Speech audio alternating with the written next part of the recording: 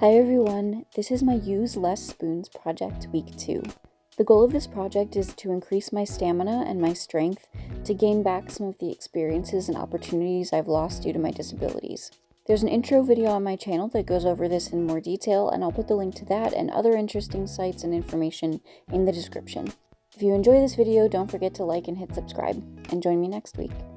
Let's get into it. I spent most of the weekend editing that intro video. My fiance also bought me this cute lamp.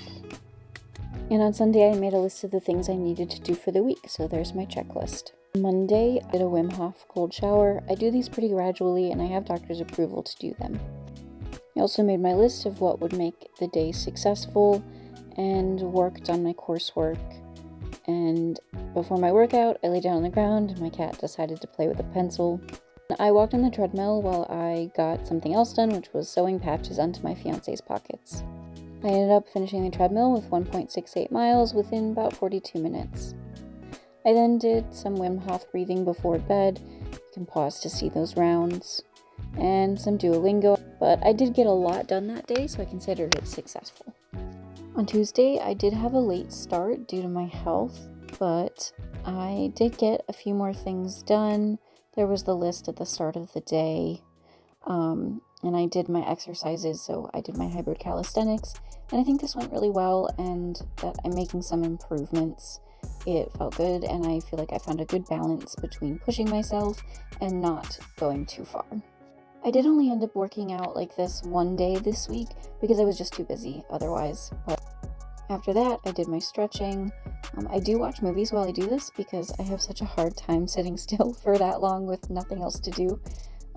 But stretching went well, and I do have room for improvement with my flexibility, so I'm excited to see how I improve over time. Here's my workout rep amounts. You can pause to look at them. I did skip leg twists because they were a bit more painful than I was planning. At night, I did 2 quests for Duolingo. I did meet what I was planning on doing that day. On Wednesday, I woke up with a red recovery. So I opted not to do my treadmill work, and the goal was to finish my coursework to get my second certificate. So that was the priority that day. I did do that, and at the end of the day, I did my Duolingo lesson and worked through my Braille. And then I did a geography lesson. And after that, I considered whether I'd finish the day, which I felt I did. I did the main priority, and on Thursday I had a late start due to my health, so I didn't get any of the errands done that I thought I would get done. We did plan on going to the zoo, so I made this day my treadmill walking day since I would be doing so much walking, and I had the list of the things that I still needed to get done for the week, hoping to get some of it done on Friday.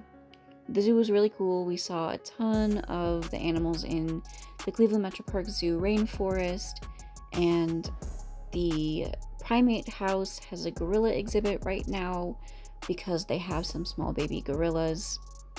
And we did go to visit them, and I got a lot of really cute video, so I did share some of the cutest videos here with you, and it was great because it was just so quiet and we could just watch this little baby bond with her mother. The zoo actually has 2 baby gorillas right now. This is the older one, and this one is the youngest. Look how cute.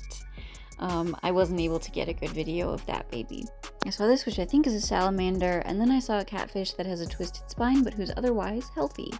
When I got home, I did 2 Duolingo quests, and I did feel that that day was completely successful. On Friday, I got some errands done in the morning and then went to visit my 90-year-old grandmother. 90? You're 90. 90 years old. And then we worked on a 750-piece cat puzzle and finished it in 3.5 hours, which she was really happy about, so that she didn't have to work on it by herself after I went home. So there's the finished puzzle. And I did get everything done that day that I had planned on getting done.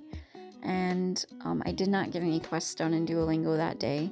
On the weekend, I was supposed to swap my seasonal clothes and clean my new chairs. And so the weekly tally, I had 5 naps, 2 mornings altered for health, 4.5 successful days because of that one day that was kind of iffy. And then I did move 2 tasks to the weekend.